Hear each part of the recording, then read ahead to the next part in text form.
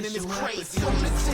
Your opportunity, your opportunity, your opportunity. If we talk about ICP, in general, it's all about building relationships with your brand and with your planning target account.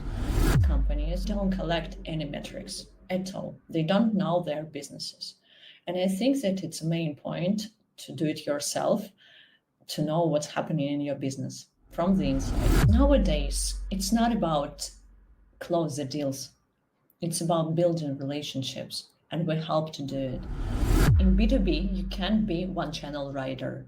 Stop to think about it, that you can find out a golden key. When you build your audience, you should understand why they need your product. And we forget that jobs to be done can be more complex than we think. Hello and welcome to WeMarketers Podcast. I'm Andrew and my today's guest is Ora Gittsovich, CEO of ClickRoads, a fractional CMO and an ABM expert with over 13 years of experience in marketing. Ora specializes in B2B marketing, omni-channel strategies, and go-to-market plans, helping businesses break through growth barriers. Today, we are diving into a very important topic, defining your ideal customer profile. Ora, welcome. Hey, thank you so much. I will be glad to share all of this knowledge because during the 13 years, I guess I have a lot of stuff to share. Let's start with the basics. There is a lot of confusion around this topic. Can you explain what is an ideal customer profile is and how it is different from customer persona? In general, ICP, it's as a corporate portfolio. When we talk about ICP, it's all descriptions come from companies, points, sizes, revenues, etc., some industries. And what about customer persona? It's AKA buyer persona. Of course, it's about people behind the scenes in this company you want to work with. For example, ICP, it's an industry, for example, finance. In finance, we have sub-industries, blockchain, currency, insurance, etc., etc. In these sub-industries, we have total addressable market, numbers of companies you want or plan to work with as a hypothesis to test, etc. In this case, we collect information about the revenue, numbers of employees, and for the start, it's enough. But after, when you want to dive deeper, you should know their structures, company structure, and who's responsible for decision-making process. It's called buying scenarios they have and buying committee. And after, you should divide it into buyer persons connected with buying roles in these buying committees. For example, decision makers, influencers, evaluators, and under these terms as buying roles, we have different titles: CEO, CFO, VP of something, marketing or sales. You worked with a lot of companies, helping them creating ICPs. How does this process vary depending on the industry? Are there any specifics here? If we talk about ICP, in general, it's all about building relationships with your brand, with your product, with your service, and with your planning target account. So it's called as the same as a target audience, it's called target accounts.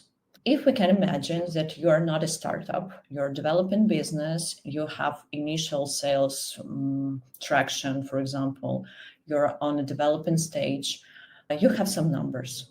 So I suggest to collect them. You need to understand what kind of customers you have bring you more greater results. LTV, LTV. It's called vital metrics. You need to collect and analyze churn rate, retention rate. So how long these customers work with you, why they work with you. And before you build ICP, you should understand what's happening, what's your current situation in the company. And after, you can make something as a similar company to collect and build these ICPs based on the same industry. For example, you recognize you have better results and better numbers in the industries, finance or healthcare. You can compare companies you work with You should understand why you work with them, why they work with you and your product. And after, you can make the same by collecting similar companies.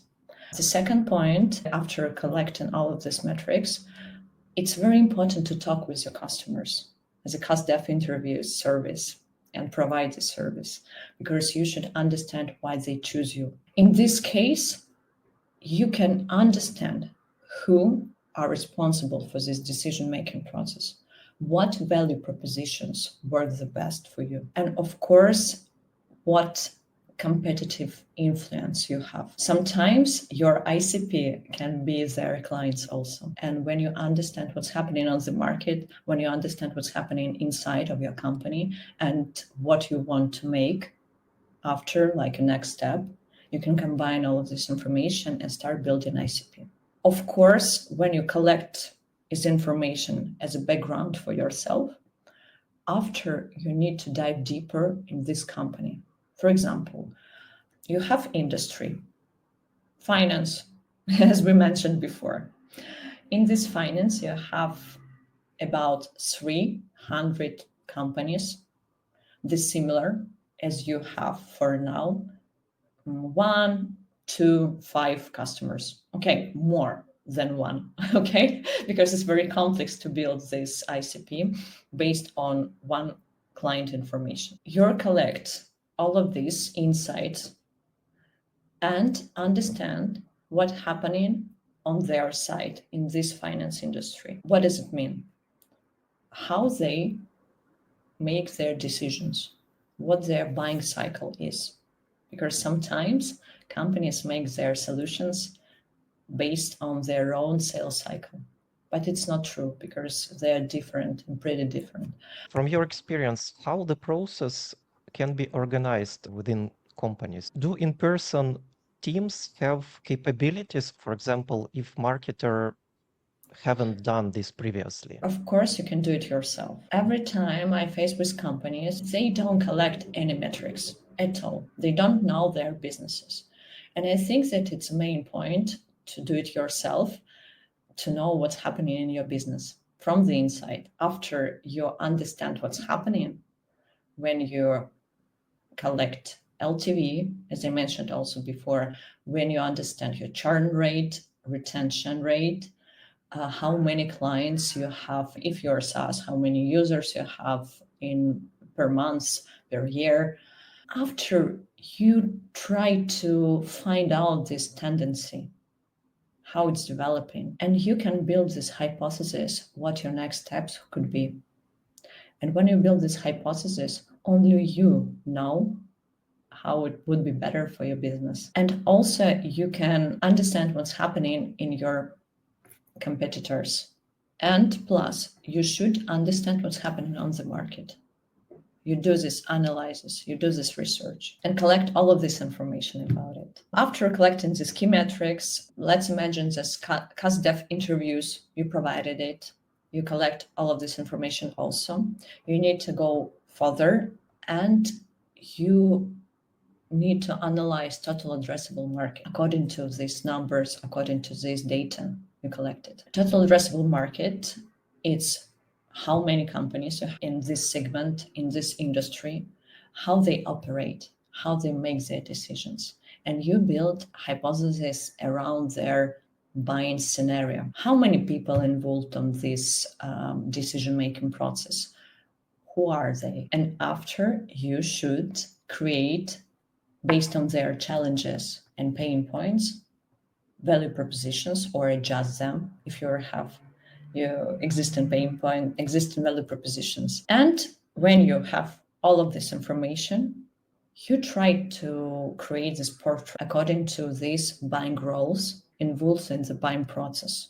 For example, titles, their demographic and social information, and you recognize what touch points you can build with them to make this connection. After, the second part, the big part, it's a strategy development, of course. It's a marketing strategy, how to build this communication flow with them. So we have different cycles of company growth.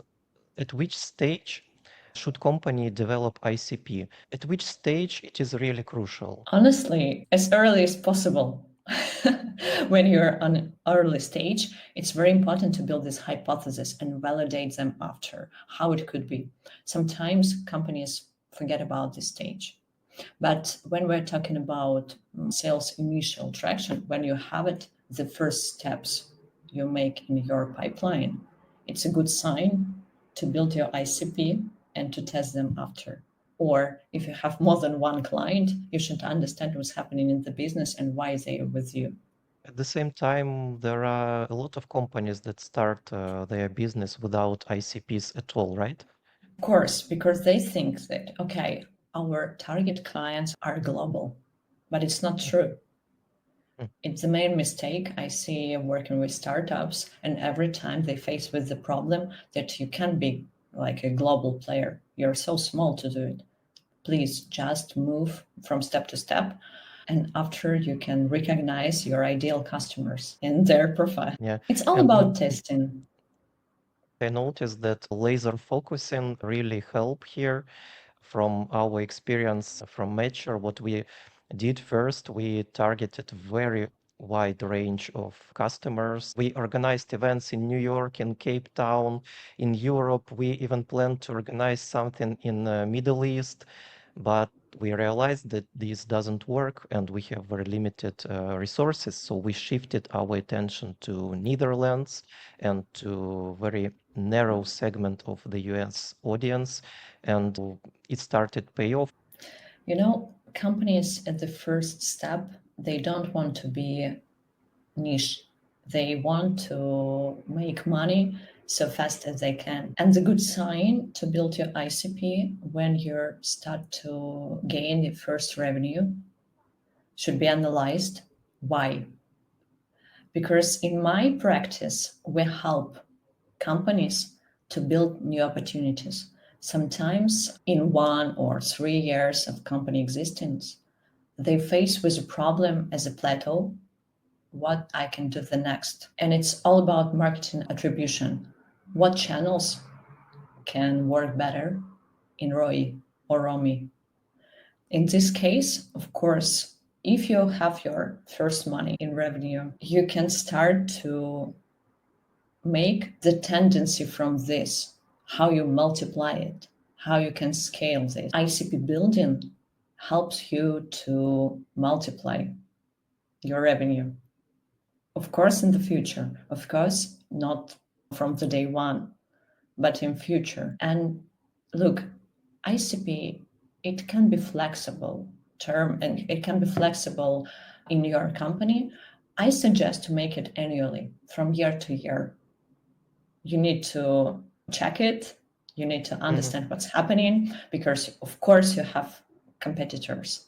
Of course, you can feel their influence because you try to work with them. You provide a lot of demos, but you can't close your deals. Why? Maybe time to market it's not so good for you. Maybe your product and your features are not so good for them.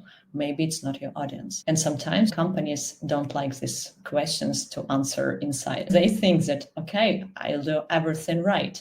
What's happening?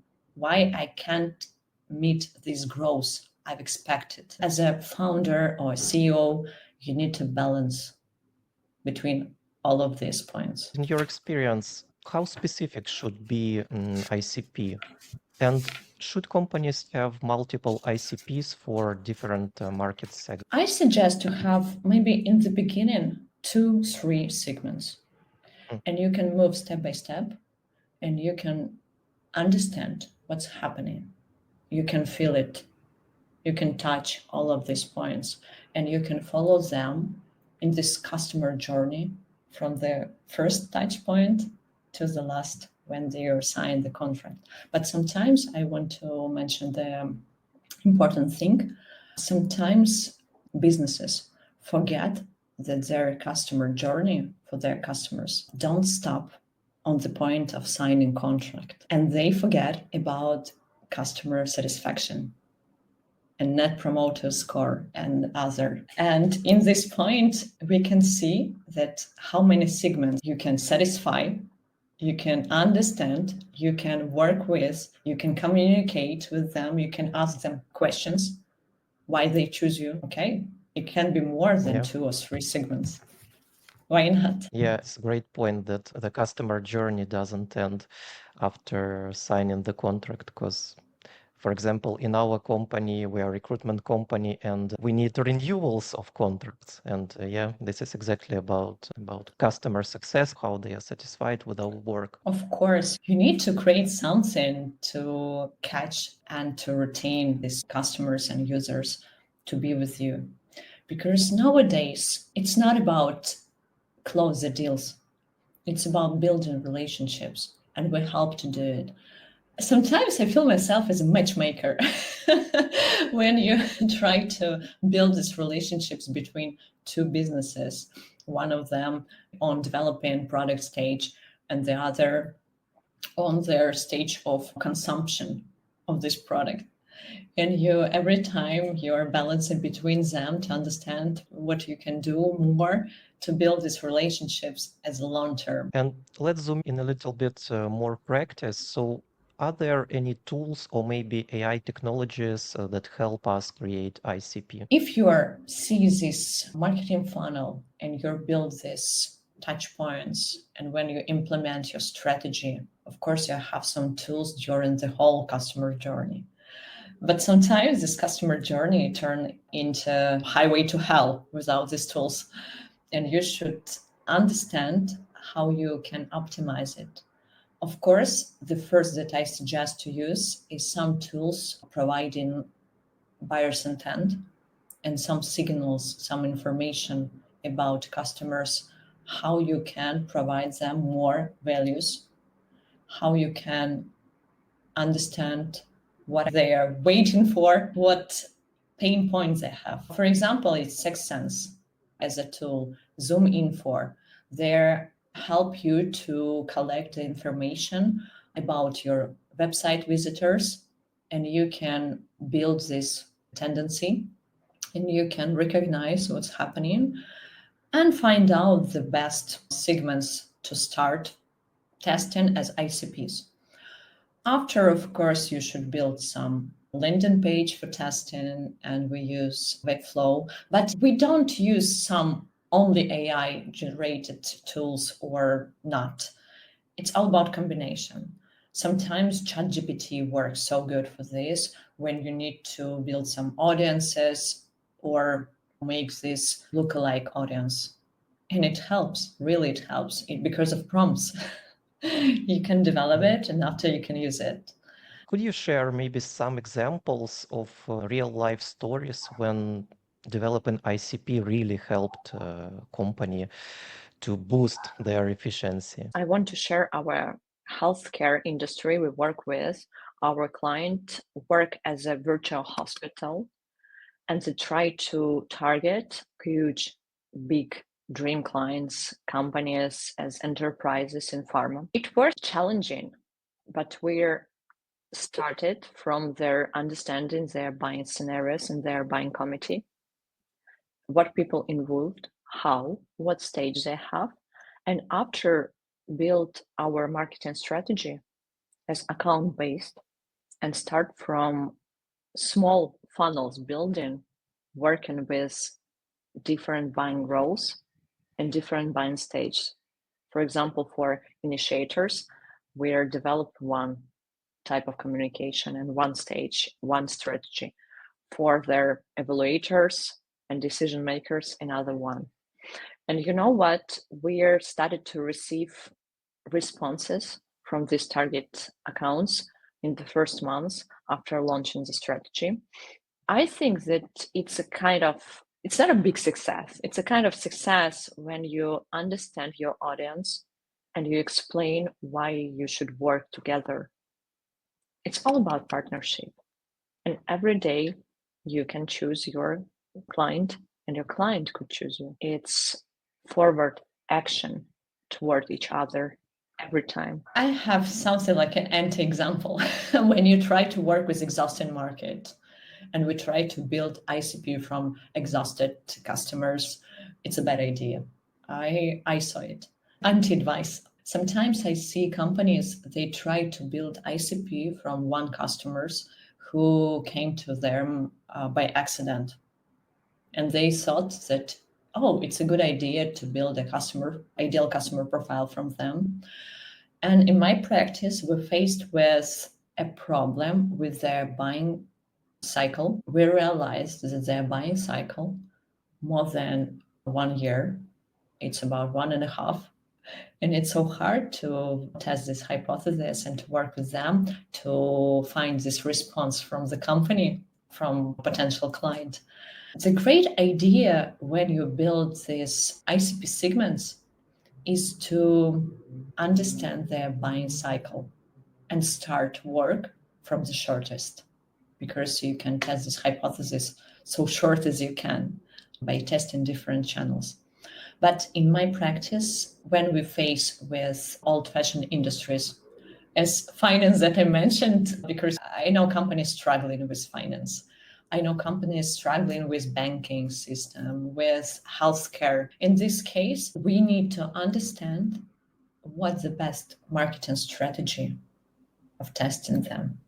And sometimes we face with my favorite ones is account-based marketing, because it helps to tailor your message and be so precise in this one-to-one or one-to-few journey by explaining your product, by nurturing them, providing all of this information to them, and just follow them.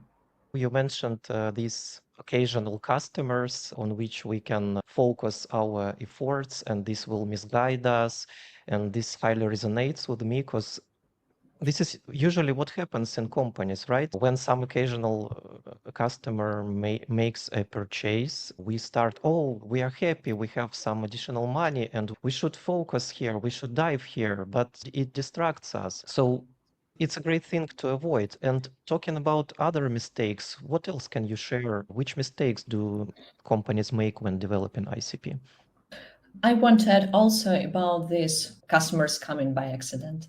Of course, to build ICP and increase your revenue, you should multiply the same actions. These actions, if you want to be multiplied, you need to understand what's happening. And as a result, you receive your customers and you need to scale it. If it's a case, it's just an accident, you can't do it. You can't repeat. Please build your ICPs based on information you can repeat in your actions, in your strategy, in your tactic acts. Of course, I'm a data-driven marketer, and for me, it's very important to analyze this data. And the main mistake is not to collect these numbers and data about your company, about your business, and what's happening inside. And the second mistake is making conclusions based on this one customer, or it's to make your business decisions based on only your competitors' actions, because every time you're copying them and you follow your customers, you are not ahead. I think that it's all about speed, how you fast can test this hypothesis. Please dive deeper and understand what's happening in your targeted accounts, these companies that you want to work with, why they have their buying cycle like this, why it's so long. Because this buying cycle starts on initiator stage. If we remember this triangle of this different stage as awareness, attention, in this case, you need to understand that our potential customers, they start to buy the long before they come to their customer journey and to meet their touch points with us. In this case, you should understand where you can collect them in this buyer's intent, and you need to read this right. And after, you should understand what's happening in their buying scenarios, what stage they have, what people are involved. And please, if you want to work with dream clients, the big companies, enterprises, understand that they have complex decision-making process and involved more than 20 people. Okay, from 15 to 25. And you should nurture and work with this 20, 25 titles, people buying roles, no matter. And you need to be so precise in this broadcasting of your value propositions and information about your product. I think that it's enough to start to build your ICP and maybe succeed. Yeah, yeah. This fully resonates with me because when starting reaching out to these huge companies and when you start sending them proposals, you deal not only with decision makers, but with procurement, for example, and other parts of the chain. In B2B, you can be one channel writer. Stop to think about it. That you can find out a golden key, for example, one channel as an outreach, or I don't know, working in paid ads only. Not, guys. For now, it's all about omni-channel approach and more personalized approach as ABM. It's a red ocean, almost in every industry. A lot of companies will have, a lot of businesses operate and struggling in find new opportunities. Please be so smart to understand what's happening in your business and what's happening in the business of your potential customers right now. What is your background? Maybe you have the same challenges like economic situation or as in USA, political situation, yes, and they're preparing for the elections. I think that is the main thing you should take into consideration also. If we return to the question about when and how often we should build these ICPs, of course, it's about on annual basis, but you should tailor also and adjust your value propositions. You should check your features. You should work on customer success, and you should understand, are your customers who are working with you, are they ready to refer you and suggest your services? Of course, you need to collect this net promoter score and other boring metrics. Of course, marketing is boring. Traditional data-based marketing is boring. And we also help with this. We're help to build all of these relationships, and you collect all of these metrics. It's too hard to analyze. It's too hard to build these reasons why and what to do the next to multiply your results. But it's very interesting. It's working like in mathematics, yeah, or physics and psychology, because when you build these relationships with your ICPs, with these potential customers, you should understand how people operate from the inside. We developed ICP. We have this PDF or whatever it is. What's next? What are the next stages? How we can implement it? It's a strategy development stage when you try to find out where your audience are, who they are, what titles involved, and where they are. In B2B, companies start from LinkedIn, but it's not enough to make it. Just in LinkedIn, you can create a lot of stuff. For example, in paid campaigns, lead generate campaigns. So you should build this strategy and align all of these channels of communication with this target audience, because on this stage, it started to be a target audience. You work with these personas. And I suggest, of course, start from this traditional way of marketing as a built-in funnels, but for these small segments inside your segment of this ICP. And I suggest to make it according to this different stage in this buying process and start from top of the funnel and go further and deeper. In this strategy, targeting started to be amazing, because when you see this response, it's a kind of result you start to gain to be scaled. I remember one of this case, it's interesting, when we work with a client, he wanted to operate in this very old-fashioned industry, and we try to build relationships with their potential customers. Under our ABM campaign, we decided to send paper-made direct mail to these potential customers, because we realized that they receive a lot of mails. And it's a type of communication. And we are booked some appointments based on these mails they received. It's crazy. In these mails, we integrate some QR codes to understand with UTMs, to understand what's happening, what links were open, what not, why, and we communicate with this audience after. What industry was that? It's my favorite. It was credit unions in USA, and credit unions in USA, it's so hard. Mhm. And okay, they're not so hard. If you're from credit unions, no, you're not hard. You're just not so easygoing as other industries. As a wrap up, could you navigate us through the whole process of creating ICP, where to start, what to do next? I want to share one thought. Don't think that it's a complex and long process. No, it maybe sounds like this, but you can make it in a couple of days when you know what's happening in your business. You collect all of this information, you can analyze this, and after you can find information, thinking to the tools you use and integrate this information. You can collect what's happening on your client side. You can combine all of this, and you can collect target account lists based on total addressable market in a couple of days too. And after, when you have all of this input, you can start developing these value propositions based on their challenges, their structures, their buying processes, and develop their strategy of marketing. During this process, you have a lot of fun to build it because you don't know what can work the best, what marketing attribution could be, what channels can bring you more ROI. For me, from my side, it's interesting. But if you don't want to make it, just ask me for the help. Okay, noted. Thank you. Yes. Yes. What one piece of advice could you give to person who just started working with ICP? Try to communicate with the market, with people you want to work with, your competitors also. Please don't be afraid to work with them as partners. It can be so interesting and bring you more results in B2B. It helps every time.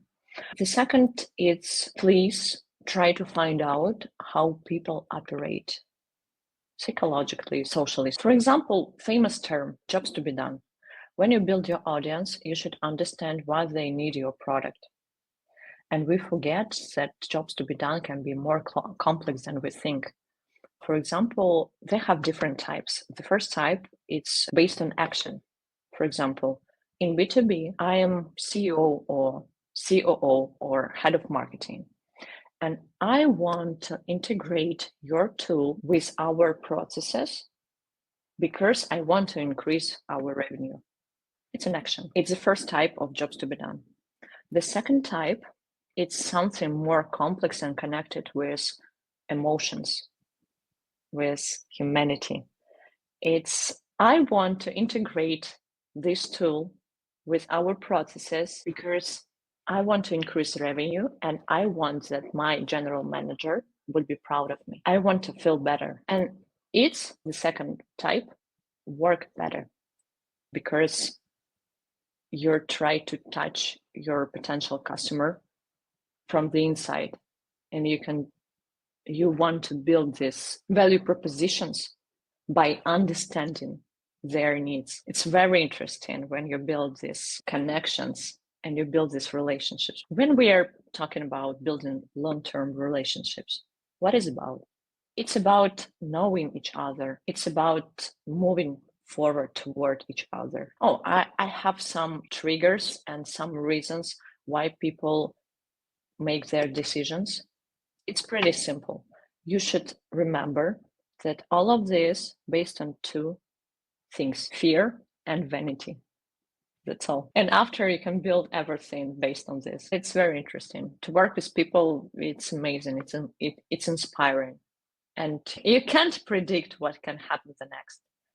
Because sometimes I heard from my clients, existing or potential clients, please, can you make these predictions? What channels work the best? But when we don't work with the industry, when we don't make these touch points with them, the first touches, and we don't receive the first response, we can't predict anything. We don't know what's happening next. We need to collect, analyze, compare, and move forward. I have 3 Blitz questions for you. The first one, What is your favorite marketing tool and why? It's a tricky question because as a marketer, I can't have one tool only because we work with the whole customer journey and we need to optimize all of our work. Of course, first of all, it's similar web because we need to analyze what's happening. Not all of them will be connected with AI, but it's my favorite tools. I work with them for a long time. So in similar web, I can compare and I can understand what's happening with traffic, what's happening with websites, how I can predict some results, what can be countable. The second one, just almost connected and the same, like a Hotjar, when you understand events on your website. The third one, I guess it's a Looker Studio, when I combine and prepare different reports, and my team like to work with this tool. I guess Zooming 4 and similar tools can help you to collect this buyer's intent and this data from the market and understand what's happening. For landing page development, we use Webflow. It's amazing. It's so adaptive. It's simple in using, and you can be so fast in this A/B testing, in this hypothesis testing. Oh, I think the HubSpot, because you need to understand what's happening next after you're generating MQLs and what's happening in this pipeline after. HubSpot started to be so good for marketers also. They have a marketing hub. So you can build landing page there. You can follow this customer journey also. I wish all the marketers in the world will have budgets for buying HubSpot Marketing Pro. Yeah. Next question. If you had marketing superpower, which one would you choose? Oh my gosh. I like it. Having sixth sense based on your previous questions, because they're so expensive. I want to have the sixth sense. The second one, I want to have a superpower in marketing predictions. I think that it can be so useful. And the third question, what are your go-to sources for marketing inspiration? My clients. The first one is my clients bringing me new challenges to solve. It's all about my growth, and it's very interesting, and I love my work. I know how to do it well. I know how to catch insights and share with people. I think that my clients and people around my team is so inspiring. And nature. I'm a pretty kind of introvert, honestly. And I heard one thing maybe a couple years ago: if you work with people, just have a rest being alone. And I think that it's so good. It's great advice to me, because everyone for now in our digital world work with people every day, and sometimes it's so exhausting. Yeah, great words. Ora, thank you for sharing your wisdom. Guys, if you need help with creating ICP, marketing strategies, and so on, please reach out to Ora. You can find her on LinkedIn. All the links will be in the description. Thanks a lot, and bye-bye. Thank you so much. Bye. Winning is crazy. Your opportunity. Your opportunity.